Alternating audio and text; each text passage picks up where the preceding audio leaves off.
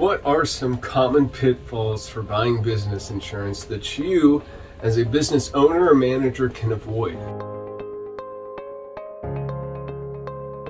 Whether you're starting a new venture or running a long-established company, one of the many responsibilities you have as a business owner is to ensure your company has adequate business insurance. Now, most business owners don't like insurance. Some even throw around the word hate. And I get it. You want to focus on what you're good at, your product and service, and not get bogged down with figuring out this vast universe of commercial insurance. And that's why in this video, I've tried to identify the most common pitfalls people make when buying business insurance, so that you can establish some basic guidelines and keep from making costly errors. So pitfall number one, always choosing the cheapest policy.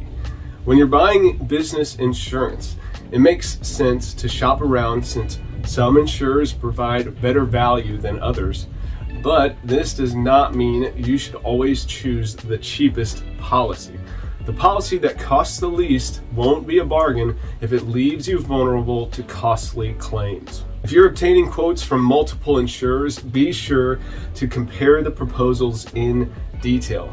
Consider the types and amounts of coverage each insurer has listed in its quote. Have a good grasp of the qualitative differences between the quotes before you make a decision, and don't be afraid to ask hard questions to your agent or broker. Pitfall number two, buying too little liability insurance. Virtually any small business can be hit with a lawsuit, which can cost anywhere from $3,000 to $150,000 and maybe even more. Legal action can threaten your financial stability and harm your company's reputation. To protect your business against lawsuits, don't skimp on limits when buying general liability or auto liability insurance. Another part of evaluating whether or not you have adequate limits is looking at the contractual insurance requirements. Does your company perform work or services for other businesses under a contract? Those businesses may prohibit you from starting work until you provide proof of liability insurance with the amount of insurance you're required to purchase, often stated in the contract. Similarly, a landlord or lending partner may refuse to work with you unless your business has purchased proper liability insurance. Pitfall number three, failure to adjust your coverage as your business changes. Most businesses change over time. Small companies may grow, adding locations and hiring additional employees. Some companies change the mix of the product or services they offer. And when businesses change, so do their insurance needs. If you have made a major change to your business, like acquiring a new company or adding a location, notify your insurer right away. Other more minor changes can be reported before your policies renew. Try to communicate with your agent or broker several weeks or months in advance so he or she has time to gather data and inform your insurers. Pitfall number four, failure to read your insurance policies. Reading your insurance policies may not be enjoyable, but it's super important. It's the only way to know what risks are covered and which are excluded. Don't wait until a loss occurs to look at your policies. You can't buy coverage for a loss that has already taken place. While many insurance policies are written in simplified language, they still contain some legalese. If you have trouble comprehending the wording, ask your insurance agent or an insurance attorney to explain it to you in layman's terms. There's also a lot of online resources that will help you understand policy structure, coverage wording, and claim scenarios. Explore articles and videos that speak directly to your policy type: general liability, commercial property, commercial auto, workers' comp, among other coverage lines. Pitfall number five, buying too little property insurance. If you are insuring your buildings and personal property under a commercial property policy, make sure you buy adequate limits. Replacement cost will cover the cost to repair or replace your damaged property, but it won't pay more than the limit of insurance. If the cost to repair or replace your property exceeds the limit, you won't be fully indemnified.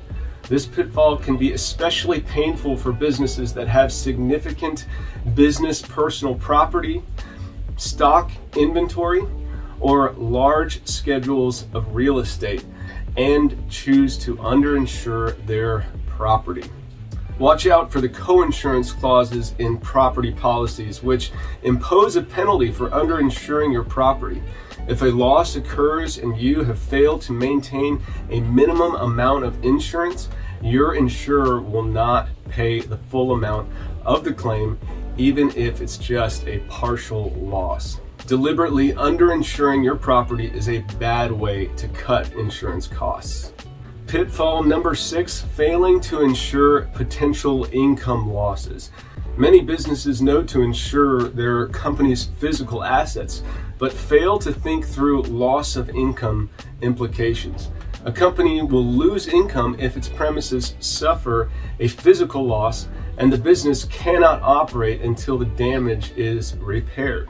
You can help ensure your company survives an interruption by purchasing business income coverage, also called business interruption insurance.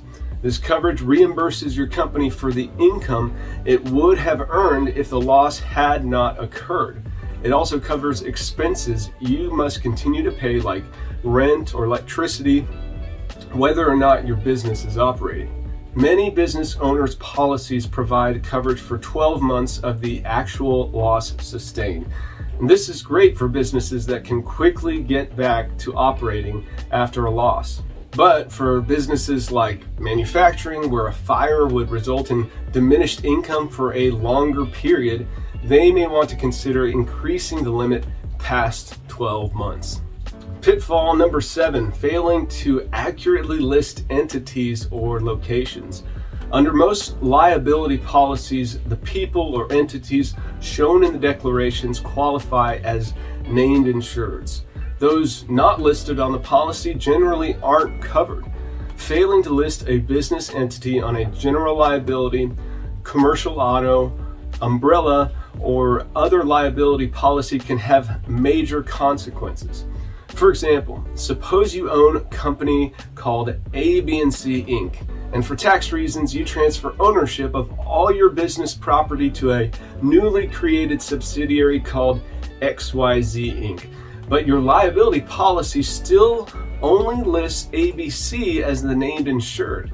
An accident occurs on your property and XYZ Inc. is sued.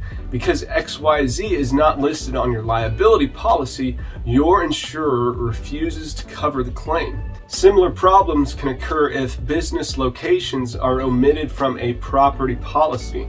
Most property policies cover physical loss or damage to covered property at the premises described in the declarations. And if damaged property is located at premises not shown on the policy, the damage may not be covered. Always read through the declaration pages at every renewal to make sure all relative entities and locations are listed as named insured. So there you have 7 pitfalls you can avoid as you go about purchasing insurance for your business. If this video was helpful, please hit that thumbs up button or leave a comment below. And if you want to keep improving your business in regards to risk management, please hit that subscribe button. My goal, as always, is to help your business solve problems, stay covered, and even save some money when it comes to insurance and risk management.